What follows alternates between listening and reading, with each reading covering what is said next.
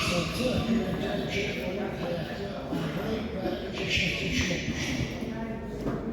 1942 yılda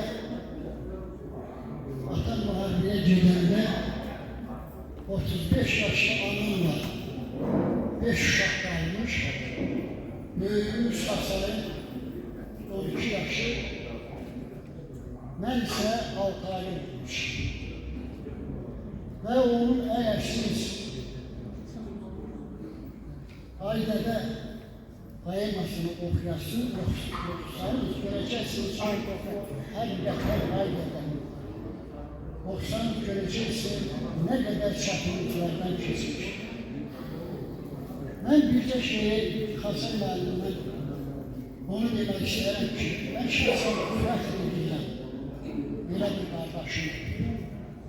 Hasan müəllimin təkcə ədəbi sahədə deyil, həyatın müxtəlif sahələrində onun yaxın dostları olmuş. Məsələn, akademik Abdullayev, Əskər Abdullayev onun yaxın dostu olmuş. Hədis sahəsində Mehdi Məlim Əliyev, Ofeliya xanım Babayeva kimi şəxslər səhiyyə sahəsində İzzət Sadıqov, Quriyev, Cəfər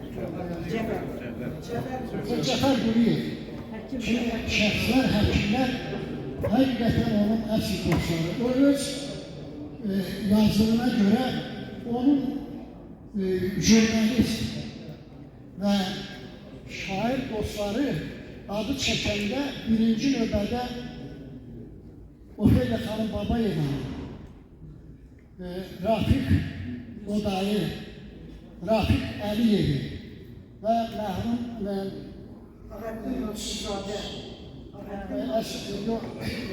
Yıldırım Dəmiroğlu adını çəkilir. Deməli, Hasan müəllimin həyat yolu qeyd etdiyim kimi çətin olmuş, ancaq o bəzi şeylərdə onun baxanda baxırdınız ki, o çox sakit, təmkinli insandır. Ancaq ədalətsizliyi, ikiyüzlüyü və yaltaqlığı görəndə onu tanımaq olmurdu. Və o da onun şeirlərində aydın şəkildə görünürdü. Məsələn, bəziləri dedilər, Heyvanların Beynəlxalq Kongresi. Sonra digər şeirlərində onun deməli yazdığı şeirlərdə bunlar hamısı öz əksini tapmışdır. Hasan müəllim deyirlər şeirində belə bir kuplet yazır.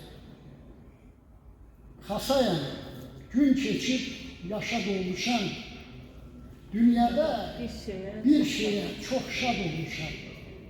Yaxşı ki tamahdan kasab olmuşam, odur ki adına təmiz edirlər. Və o həmişə təmiz həyat görmüş. Çox da dəbdəbəli yox, orta səviyyədə həyat geçirmiş. Ancaq qeyd etdiyim kimi, bax bu bəzi yaltaq insanların və şimdi burada demektir o kadar da düzgündür. O özünü söylediğine göre. Deməli, adları indi malum olsa da onu demir. Bəzi hallarda mən Hasan müəllimin apardığı məşğələdə iştirak, orta məktəbdə oxuyanda iştirak edirdim. Orada necə coşdu, necə həmişə Hasan müəllim deyirdi ki, ancaq gənclərə, birinci növbədə o yaşlı adamlara deyirdi ki, birinci növbədə gənclər şeir desin, qulaq asaq, öz fikrimizi söyləyər. O həmişə mərhum Əli Kərimdən, gənc şair və həyatdan tez gedən Əli Kərimdən deməli, sat gətirirdi. Qaytarana borcunu. Arada deyir, o borç sənin özünsən, özünü qaytarır. İki sevgi şeirini həmişə o gənclərə sat gətirirdi. Deyirdi, yazında da elə yazmaq lazımdır ki, mənası böyük, herkes tarafından deməli, rəğbətlə qarşılanmalı olur. Bu tədbiri təşkil edənlərə öz minnətdarlığını, ailəm adına, ümumiyyətlə Cahangirovlar ailəsindən hamınıza öz minnətdarlığını bildirəm. Səmimi qəlbdən sizə deyirəm, xoş gəlmişsiniz və axırda bir söz demək istəyirəm ki, xoşbəxt o adamdır ki, həyatdan gedəndən sonra da onu yad etsinlər. Görünür ki, bax, bugün bura yığışılmadan görünür ki, Xasay elə bir şəxs olub ki, ölümündən sonra da onu həmişə yad edilir. Bir daha sağ olun və yenə sizə minnətdarım. Hansı ki, o eski zamanında değerli yüzümen olmuşlar ve bu değerlerde çok insanlar gelip geldi ama rehber hemşe Hasan'la ben her şey koyamıyorum. Ben yaxşı şairam, ya pisəm, ya başqaları yaxşıdır, pisdir, öyleydi.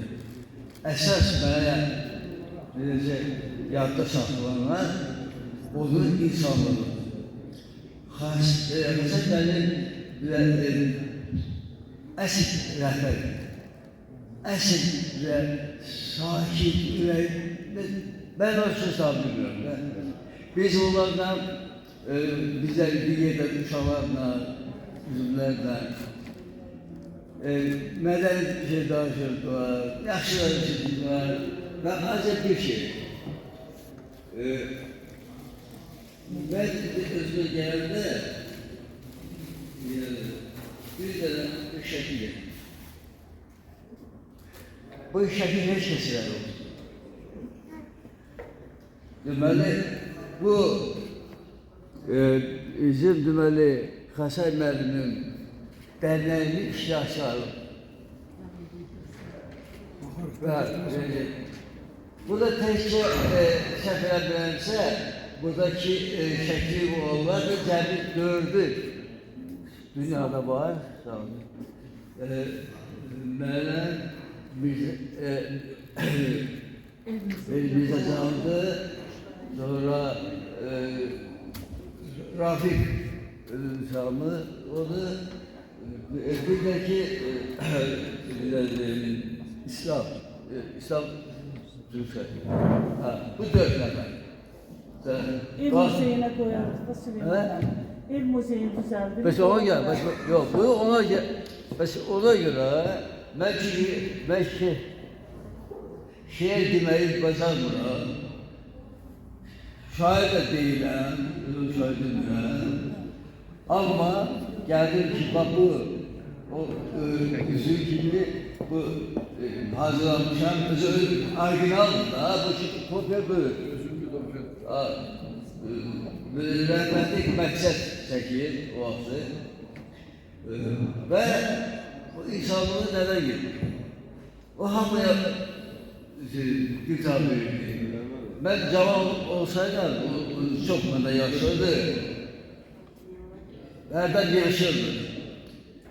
Bağda yox, cavanlıq baxdı. 5-ci mikrofondaki evində biz oturmuşuz. Bir neçə dəfə ölmüş evində oturmuş, sonra çox mehribansızdı.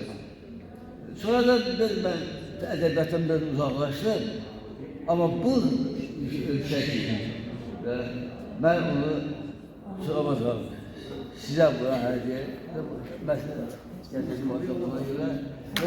Kimlər var? O zamanında çok büyük aslar var. Tanınmış şairler var. Her şeyde bunu daha önce sağ olun. Ben danışabilirim. Artık var.